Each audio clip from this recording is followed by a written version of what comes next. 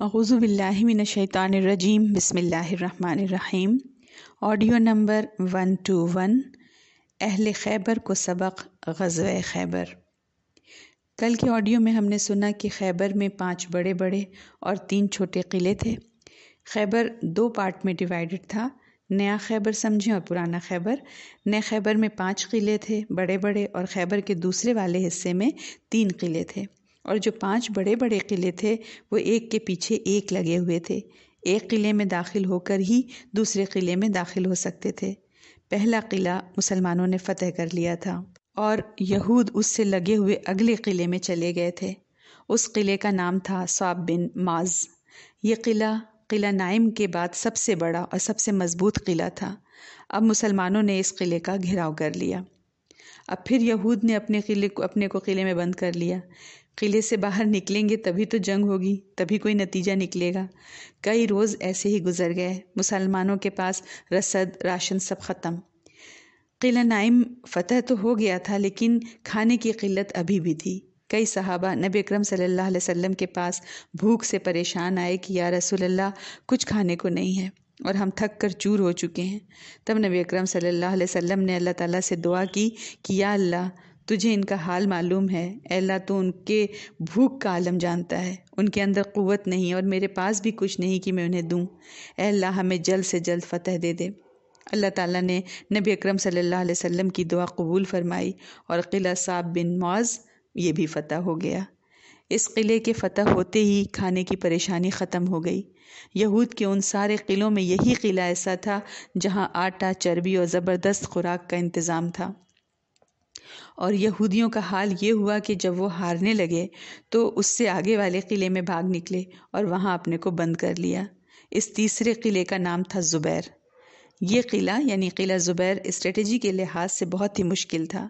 یہ قلعہ پہاڑی پر تھا، تو ہم سمجھیں یہ اوپر چڑھ گئے اور مسلمان نیچے۔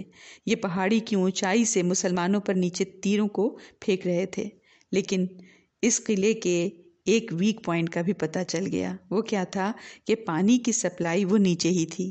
یہ لوگ رات کے اندھیرے میں پانی نیچے سے اوپر لے کر چلے جاتے تھے۔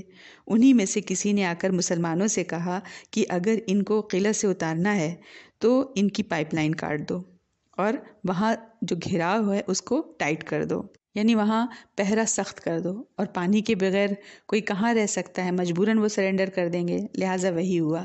جب وہ پانی کے لیے آئے تو جنگ کا سامنا کرنا پڑا، زبردست جنگ ہوئی۔ جب ہارنے لگے تو چوتھے قلعے میں بھاگ گئے۔ اس قلعے کا نام تھا ابئی۔ اب یہاں بھی انہوں نے اپنے کو قلعہ بند کر لیا، مسلمانوں نے اس کا بھی گھیراؤ کر لیا، لیکن ان کے 2 یہودی مبارزت کی للکار کے ساتھ آگے بڑھے اور مسلمانوں میں سے 2 جانباز صحابہ کے ہاتھوں اپنی جان گنوا بیٹھے، اور ان یہودیوں کو قتل کرنے کے ساتھ ہی تیزی کے ساتھ قلعے میں جا گھسے، اور ان کے ساتھ ہی اسلامی لشکر بھی قلعے میں جا گھسا۔ قلعے کے اندر بھی کچھ دیر زوردار جنگ ہوئی، پھر یہودی ہمت ہارنے لگے اور بھاگ کر 5ویں قلعے میں گھس گئے۔ اس 5ویں قلعے کا نام نزار تھا۔ ان کے بچے اور عورتیں اسی قلعے میں بند تھے۔ خیبر میں جو 8 قلعے تھے، پرانے اور نئے خیبر کے سارے قلعوں کو ملا کر، تو اس میں سب سے محفوظ یہی قلعہ مانا جاتا تھا، اسی لیے تو انہوں نے اپنی عورتوں اور بچوں کو اس قلعے میں محفوظ کر رکھا تھا۔ مسلمانوں نے اس قلعے کا سختی سے محاصرہ کیا اور یہود پر سخت دباؤ ڈالا، لیکن قلعہ چونکہ اونچائی پر تھا اس لیے اس میں داخل ہونے کی کوئی صورت ہی نہیں بن رہی تھی۔ ادھر یہود قلعے سے باہر نکل کر مسلمانوں سے ٹکرانے کی جرت بھی نہیں کر رہے تھے، البتہ تیر برسا کر اور پتھر پھینک کر سخت مقابلہ کر رہے تھے۔ جب قلعہ نزار کی فتح مسلمانوں کے لیے زیادہ دشوار محسوس ہونے لگی تو نبی اکرم صلی اللہ علیہ وسلم نے منجنیق کے آلات فکس کرنے کا حکم دیا۔ منجنیق کہتے ہیں پیٹن ٹینک کو۔ یہ جو پہلا قلعہ فتح ہوا تھا قلعہ نائم، تو مسلمانوں کے ہاتھ یہ لگ گیا تھا۔ پھر مسلمانوں نے چند گولے پھینکے جس سے قلعہ کی دیواروں میں شگاف پڑ گیا اور مسلمان اندر گھس گئے۔ اس کے بعد قلعے کے اندر سخت جنگ ہوئی اور یہود نے فاش اور بدترین شکست کھائی، کیونکہ وہ بقیہ قلعوں کی طرح اس قلعے سے چپکے کھسک کر نہیں نکل سکے، بلکہ اس طرح بے تحاشا بھاگے کہ اپنی عورتوں اور بچوں کو بھی ساتھ نہیں لے جا سکے اور انہیں مسلمانوں کے رحم و کرم پر چھوڑ دیا۔ اس مضبوط قلعے کی فتح کے بعد خیبر کا ایک حصہ فتح ہو گیا، یعنی جو نیا خیبر تھا، نئے خیبر کے 5 قلعے فتح ہو گئے۔ جب وہ بے تحاشا بھاگے تو بھاگ کر وہ پرانے خیبر میں جو 3 قلعے تھے اس میں گھس گئے۔ عورتوں اور بچوں کو مسلمانوں نے قیدی اور غلام بنا لیا۔ پھر نبی اکرم صلی اللہ علیہ وسلم نے کہا جدھر وہ بھاگ کر گئے ہیں ان کا پیچھا کرو۔ پھر اسلامی لشکر نے ان قلعوں کا گھیراؤ کر لیا اور یہ گھیراؤ کوئی 14 روز تک رہا۔ جب وہاں کے یہود نے دیکھا کہ وہ گھر چکے ہیں اور انہیں اپنی تباہی کا یقین ہو گیا تو ان کے کچھ سرداروں نے نبی اکرم صلی اللہ علیہ وسلم کے پاس پیغام بھیجا کہ ہم آپ کے پاس آ کر بات کرنا چاہتے ہیں۔ تو نبی اکرم صلی اللہ علیہ وسلم نے اجازت دے دی۔ وہ آئے اور انہوں نے کہا کہ اگر آپ ہماری جان بخش دیں اور ہماری بیوی بچوں کو چھوڑ دیں تو آپ جو کہیں گے ہم مان جائیں گے۔ نبی اکرم صلی اللہ علیہ وسلم نے فرمایا ٹھیک ہے، جتنی بھی کھیتیاں ہیں، زمین، جائیداد، سونا، چاندی، زرہیں، گھوڑے، ہتھیار، یہ سب چھوڑ دو۔ تو تمہاری بھی جان بخشی، تمہاری بیویوں کی بھی جان بخشی، تمہاری عورتوں کی بھی جان بخشی، تمہارے بچوں کی بھی جان بخشی۔ انہوں نے کہا ہمیں اتنا کپڑا لے جانے کی اجازت دے دیجیے جتنا ہم اپنی پشتوں پر لے جا سکیں۔ نبی اکرم صلی اللہ علیہ وسلم نے اجازت دے دی۔ تو اس لحاظ سے یہ 3 قلعے جو خیبر کے دوسرے حصے میں تھے انہوں نے خود سے ہینڈ اوور کر دیے مسلمانوں کو۔ پہلے 5 قلعے جو فتح ہوئے تھے وہاں تو جنگ کے نتیجے میں عورتیں اور بچے قیدی اور غلام بنے تھے، ان کا حساب، اور اس قلعے میں بچے اور عورتوں کا حساب الگ تھا۔ یہاں تو مصالحت ہی اس بات پر ہوئی تھی کہ ہمیں ہمارے بچے اور ہماری عورتوں کی جان بخشی کی جائے۔ تو نبی اکرم صلی اللہ علیہ وسلم نے ان تینوں قلعے میں موجود مردوں، عورتوں اور بچوں کی جان بخش دی۔ پھر نبی اکرم صلی اللہ علیہ وسلم نے یہود سے مخاطب ہو کر کہا دیکھو وعدہ ہے، تم ایک بھی سامان نہیں لے جا سکتے، بس اتنا ہی کپڑا وغیرہ لے جا سکتے جو تمہاری پیٹھوں پر آ جائے۔ اگر تم میں سے کسی نے زیورات وغیرہ چھپائے اور وہ پکڑ لیا گیا تو وہ قتل کر دیا جائے گا۔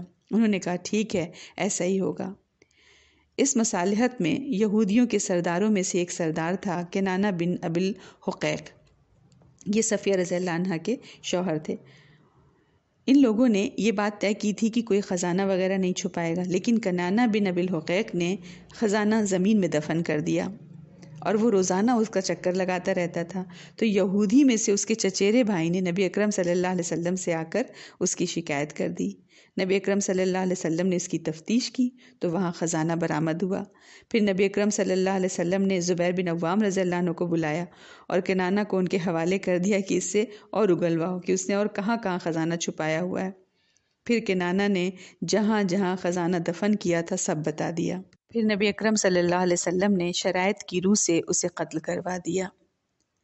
نبی اکرم صلی اللہ علیہ وسلم نے یہود کو خیبر سے جلا وطن کرنے کا ارادہ فرمایا تھا اور معاہدے میں یہی طے بھی ہوا تھا، مگر یہود نے کہا ہمیں اسی سرزمین میں رہنے دیجیے، ہم اس کی دیکھ ریکھ کریں گے کیونکہ ہمیں آپ لوگوں سے زیادہ اس کی معلومات ہے۔ ادھر نبی اکرم صلی اللہ علیہ وسلم اور صحابہ کرام رضی اللہ عنہم کے پاس اتنے غلام نہیں تھے جو اس زمین کی دیکھ ریکھ اور جوتنے بونے کا کام کر سکتے، اور نہ خود صحابہ کرام رضی اللہ عنہم کو اتنی فرصت تھی کہ یہ کام سر انجام دے سکتے۔ اس لیے آپ صلی اللہ علیہ وسلم نے خیبر کی زمین اس شرط پر یہود کے حوالے کر دی کہ ساری کھیتی اور تمام پھلوں کی پیداوار کا آدھا یہود کو دیا جائے گا، اور جب تک نبی اکرم صلی اللہ علیہ وسلم کی مرضی ہوگی اس شرط پر برقرار رکھیں گے، اور جب چاہیں گے جنہیں جلا وطن بھی کر سکتے ہیں۔ اسلامی لشکر اور نبی اکرم صلی اللہ علیہ وسلم ابھی خیبر ہی میں تھے کہ ابو ہریرہ رضی اللہ عنہ اسلام قبول کر کے خیبر پہنچتے ہیں اور نبی اکرم صلی اللہ علیہ وسلم سے ملاقات کرتے ہیں۔ یہ وہاں اس وقت پہنچے جب خیبر فتح ہو چکا تھا، لیکن نبی اکرم صلی اللہ علیہ وسلم نے پھر بھی ان کو مال غنیمت میں حصہ دیا۔ نبی اکرم صلی اللہ علیہ وسلم نے حبشہ کے بادشاہ نجاشی سے مطالبہ کیا تھا نا کہ وہ باقی مہاجرین کو ہمارے پاس واپس بھیج دیں کیونکہ اب ہمارے حالات اچھے اور سازگار ہو چلے ہیں۔ تو نجاشی نے انہیں حبشہ سے روانہ کر دیا تھا۔ سارے لوگ تو مدینہ چلے گئے، لیکن جعفر رضی اللہ عنہ نبی اکرم صلی اللہ علیہ وسلم سے ملنے سیدھے خیبر کے لیے نکلے تھے، اور وہ اس وقت خیبر پہنچے جب خیبر فتح ہو چکا تھا، اور یمن سے بھٹک کر جو کشتی چلی گئی تھی ابو موسیٰ اشعری رضی اللہ عنہ کی، حبشہ چلے گئے تھے وہ بھی خیبر پہنچے۔ جب ان لوگوں نے نبی اکرم صلی اللہ علیہ وسلم سے ملاقات کی تو نبی اکرم صلی اللہ علیہ وسلم نے اٹھ کر ان کا مرحبا کہا، ان کو اور پیشانی پر ان کے بوسہ دیا اور کہا میں سمجھ نہیں پا رہا ہوں کہ مجھے خیبر کی فتح کی خوشی زیادہ ہے یا جعفر کے آنے کی خوشی زیادہ ہے۔ اس طرح بہت ساری خوشیوں کے ساتھ اسلامی لشکر مدینہ کے لیے نکل پڑا۔ خیبر فتح ہو چکا تھا ڈھیروں مال غنیمت کے ساتھ۔ وعدکم اللہ مغانم کثیرہ۔ السلام علیکم ورحمۃ اللہ وبرکاتہ۔